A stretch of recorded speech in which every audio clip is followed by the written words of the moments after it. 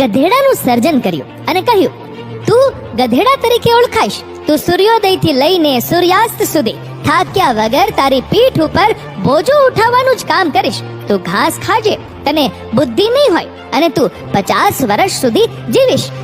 ગધેડો બોલ્યો, હું ગધેડો થયો એ બરાબર છે, પણ પ્રભુ 50 વર્ષનું આયુષ્ય ઘણું બધું કહેવાય. મને 20 વર્ષનું આયુષ્ય આપો ને. ઈશ્વરે એની અરજ મંજૂર કરી.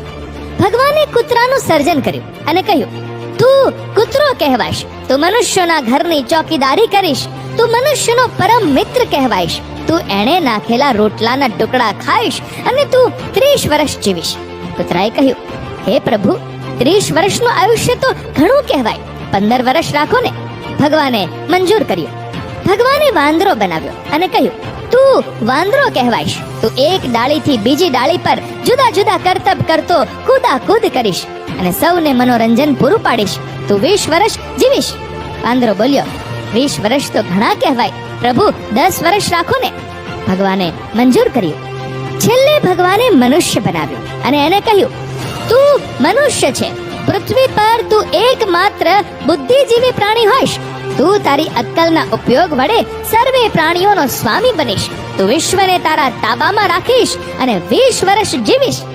માણસ બોલ્યો, પ્રભુ, હું મનુષ્ય ખરો, પણ 20 વર્ષનું આયુષ્ય ઘણું ઓછું કહેવાય. મને ગધેડાએ નકારેલ 30 વર્ષ, કૂતરાએ નકારેલ 15 વર્ષ અને વાંદરાએ નકારેલ 10 વર્ષ પણ આપી દો ને.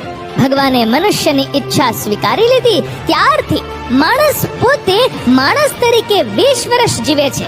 લગ્ન કરીને 30 વર્ષ ગધેડો બનીને જીવે છે. પોતાની પીઠ પર બધો બોજો ઉપાડી સતત કામ કરતો રહે છે. બાળકો મોટા થાય એટલે 15 વર્ષ કૂતરા તરીકે ઘરની કાળજી રાખી જે કંઈ મળે તે ખાઈ લે છે. અંતે જ્યારે વૃદ્ધ થાય ત્યારે નિવૃત્ત થઈને વાંદરા તરીકે 10 વર્ષ સુધી એક પુત્રના ઘરથી બીજા પુત્રના ઘરે જઈને જુદા જુદા ખેલ કરીને પૌત્રો અને ભાણિયાઓને મનોરંજન પૂરું પાડે છે.